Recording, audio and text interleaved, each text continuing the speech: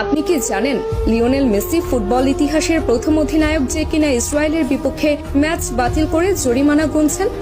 না, আপনি এটা জানবেন কেন?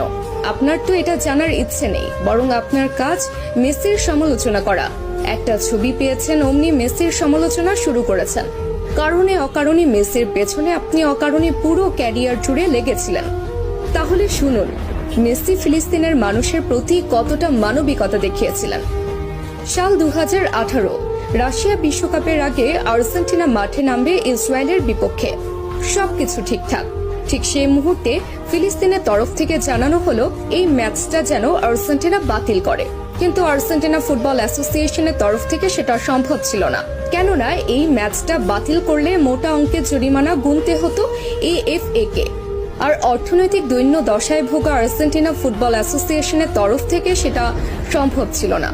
ঠিক সেই মুহূর্তে ফিলিস্তিনের মানুষ সরাসরি খোলা চিঠি ছুড়েন মেসির কাছে। আর্জেন্টাইন অধিনায়ককে অনুরোধ জানানো হয় ম্যাচটা যেন বাতিল করে, এবং মেসি তাদের অনুরোধে সাড়া দিয়ে ম্যাচ বাতিল করেন এবং নিজ পকেট থেকে জরিমানা পরিশোধ করেন আর্জেন্টাইন ক্যাপ্টেন। সঙ্গে সঙ্গে ইতিহাসের প্রথম ক্যাপ্টেন হিসেবে ম্যাচ বাতিল করে জরিমানার টাকা পরিশোধ করে অনন্য দৃষ্টান্ত রাখেন লিও। এবার বলুন, কোন মেসিকে নিয়ে সমালোচনা করেছেন? কতজন মানুষ এইভাবে নিজ পকেট থেকে জরিমানা গুনেছেন ফিলিস্তিনের জন্য, বলুন তো? এরপর যদি মেসির সমালোচনা করেন, দয়া করে আয়নায় মুখখানা দেখবেন। এবার আসুন